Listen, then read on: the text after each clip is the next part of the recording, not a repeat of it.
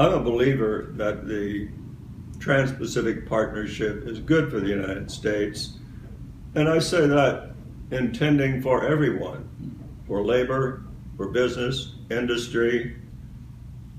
Ultimately, free trade provides for lower prices for consumers, and while there is an impact on labor, you can mitigate that if at the same time, here at home, we stimulate and maintain innovation. The United States has always been able to figure out the next big thing. Because we have freedom in our universities and in industry, as you know, we have come up with the internet, with cures for various diseases, with ways to stimulate growth in chemical industry, in medicine, in defense. But the point is, keep doing that. And that's the blessing of this free, independent society that our forebears created here 250 years ago. So I'm not gloomy about our future. I'm very optimistic and looking forward to it.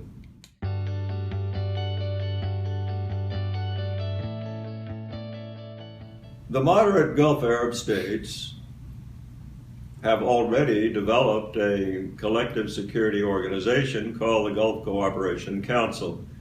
From Kuwait in the north, Saudi, and going on down to Bahrain, Qatar, United Arab Emirates, and Oman, that is a functioning planning body. I think the United States would do well to pay attention to how we can be helpful to it, not to dominate it.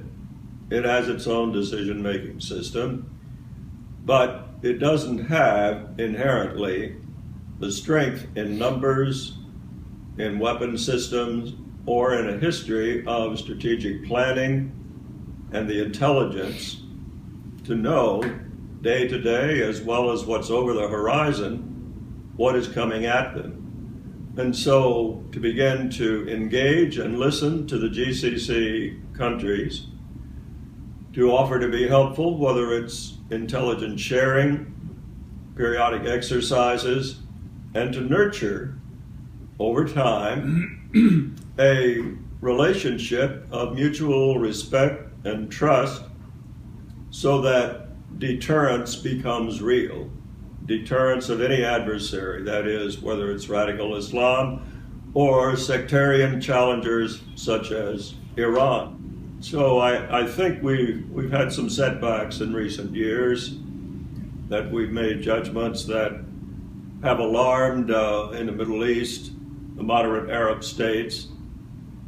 But it isn't to say that we can't rebuild those relationships, and I believe that given the trends that we're experiencing right now, we need to do that.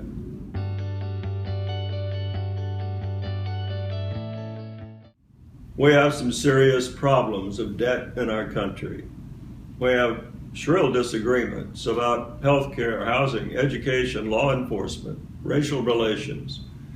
So I think right now and through the next election, it's going to be important that our president, focus on getting America in a more unified, stable situation, not just politically, but economically, and then begin to listen hard to what is the view of our principal allies in Asia, as well as Europe and the Middle East, concerning the threats they face.